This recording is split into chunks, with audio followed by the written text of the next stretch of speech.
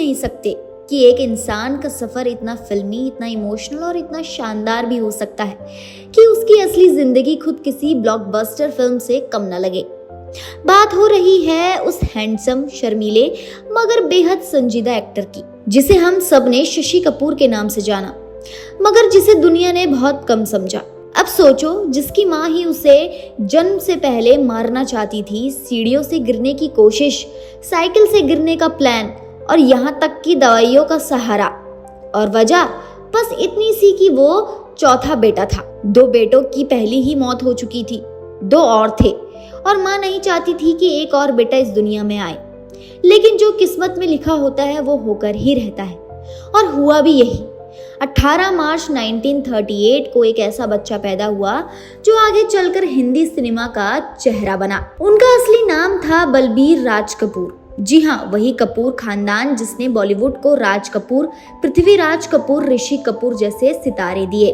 लेकिन शशि इन सबसे अलग थे। जहाँ बाकी सब ग्लैमर और शो ऑफ में थे, शशि थे शांत, गहराई से भरे और दिल के बहुत साफ। उनके पापा पृथ्वीराज कपूर थिएटर के बादशाह थे और घर का माहौल ऐसा था कि बच्चा रोते रोते भी स्टेज पर चला जाता था। तो शशि को भी सिर्फ 4 साल की उम्र में स्टेज की हवा लग गई। शशि बचपन से ही शर्मीले थे, मगर स्टेज पर आते ही जैसे किसी और दुनिया में चले जाते। उन्होंने बतौर चाइल्ड आर्टिस्ट कई फिल्मों में काम किया, आग, आवारा और कई नाटकों में भी। लेकिन असली पहचान उन्हें मिली 1961 में आई फिल्म धर्मपुत्र से। हालांकि फिल्म चली नहीं, लेकिन उनके लुक्स और उनकी सादगी लोगों को पसंद आ गई। अब यहाँ से कहानी में एक नया मोड़ आता है। एक विदेशी लड़की, खूबसूरत और थिएटर की दीवानी जेनिफर केंडल। पहली बार दोनों की मुलाकात हुई कोलकाता में, जब शशि पृथ्वी थिएटर के साथ टूर पर थे और जेनिफर अपने ग्रुप शेक्सपियरेना के साथ। पहली नजर में ही प्यार हुआ और दिल ऐसा जुड़ा कि शशि ने सीधे अपने घर पर बोल दिया कि मैं जेनिफर के साथ ही शादी करूंगा, वरना किसी से भी कभी शादी नहीं करूंगा। अब सोचो, 1950-60 के दौर में एक भारतीय लड़का एक अंग्रेज लड़की से शादी करने की जिद करता है, वो भी एक ऐसे परिवार में जहां परंपराएं बहुत मायने रखती हैं। लेकिन शशि ने हार नहीं मानी। 4 साल डेटिंग चली, छुप छुप कर मिलने का दौर, प्यार के वादे और फिर आखिरकार 1958 में दोनों ने शादी कर ली।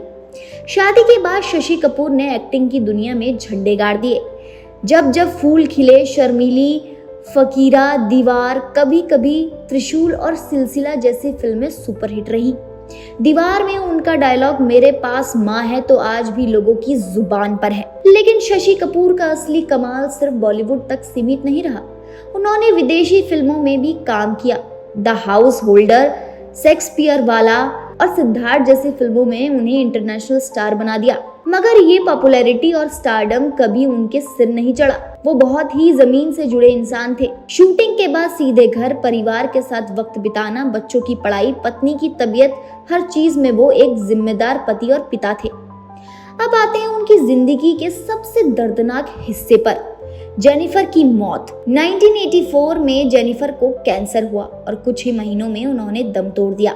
शशि टूट गए। ऐसा टूटा इंसान जिसने दुनिया को कभी अपना दर्द नहीं दिखाया था, वो अब खुलेआम रोता था। उनके बेटे कुणाल कपूर ने एक इंटरव्यू में कहा था, डैड पहली बार हमारे सामने फूट फूट के रोए। जेनिफर की मौत के बाद शशि कपूर ने धीरे धीरे खुद को दुनिया से दूर कर लिया। पहले मोटापे की तरफ झुकाव, फिर फिल्मों से दूरी और फिर धीरे धीरे एकांत में जीना। उन्हें शराब की लत भी लग गई थी। लोग कहते थे कि वो पागल हो गए हैं, लेकिन असल में वो गम में डूब चुके थे। जेनिफर के बिना उनकी दुनिया अधूरी थी। लेकिन एक चीज जो उन्होंने जेनिफर के नाम पर जिंदा रखी, वो था पृथ्वी थिएटर। 1978 में उन्होंने और जेनिफर ने मिलकर इसे बनाया था और बाद में उनकी बेटी संजना कपूर ने इसका जिम्मा संभाला। आज भी पृथ्वी थिएटर इंडियन थिएटर की जान माना जाता है। शशि कपूर सिर्फ एक एक्टर नहीं थे, वो एक फाउंडेशन थे, अपने परिवार के लिए, अपने दर्शकों के लिए और थिएटर की दुनिया के लिए।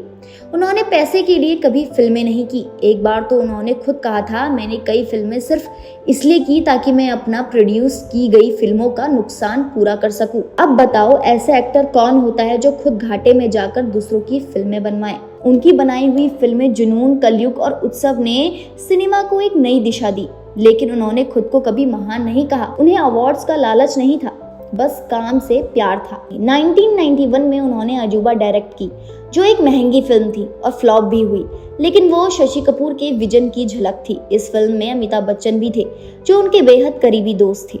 शशि की तबीयत बाद में बहुत खराब रहने लगी, कई सालों तक व्हीलचेयर पर रहे, लेकिन जब भी कैमरे के सामने आए तो मुस्कुराहट के साथ आए। 2011 में उन्हें दादा साहेब फाल्के अवार्ड मिला, लेकिन तब तक वो बोलने की हालत में नहीं थे। आंखें नम थी, चेहरा थका हुआ, लेकिन सम्मान की गरिमा लिए हुए। 4 दिसंबर 2017 को उन्होंने आखिरी सांस ली और तब जाकर लोगों को एहसास हुआ कि हमने एक बहुत बड़ा कलाकार खो दिया है, जो चुपचाप अपना काम करता रहा बिना कोई ढिंडोरा पीटे। आज भी जब पृथ्वी थिएटर में कोई नाटक होता है तो लोग कहते हैं ये शशि कपूर की रूह का घर है। उनके बेटे कुणाल कपूर, करण कपूर और बेटी संजना तीनों ने अपनी अपनी फील्ड में नाम कमाया, लेकिन जो विरासत शशि छोड़ गए वो शायद ही कोई पीछे छोड़ सके। सोचो जरा, जिस इंसान को उसकी माँ भी इस दुनिया में नहीं लाना चाहती थी, उसने इस दुनिया को क्या क्या नहीं दिया। एक से बढ़कर एक फिल्में, कई ईमानदार और खूबसूरत प्रेम कहानी, थिएटर की दुनिया में क्रांति और एक ऐसा नाम जो हमेशा मुस्कुराते हुए याद किया जाएगा। शशि कपूर की कहानी हमें सिखाती है कि जिंदगी भले ही जितनी भी कठिन क्यों ना हो, अगर दिल साफ हो, इरादे मजबूत हो और प्यार सच्चा हो तो इंसान सब कुछ हासिल कर सकता है। वो इंसान जो कभी स्टेज के पर्दे के पीछे खड़ा होता था, आखिरकार पूरी दुनिया का स्टेज बन गया, और जब पर्दा गिरा तो तालियां थमने का नाम ही नहीं ले रही थी। तो दोस्तों, आज के लिए इतना ही। उम्मीद करती हूँ आपको ये वीडियो पसंद आया होगा। अगर आपको ये वीडियो पसंद आया तो इसे लाइक कीजिए, हमारे चैनल को सब्सक्राइब करना ना भूलें।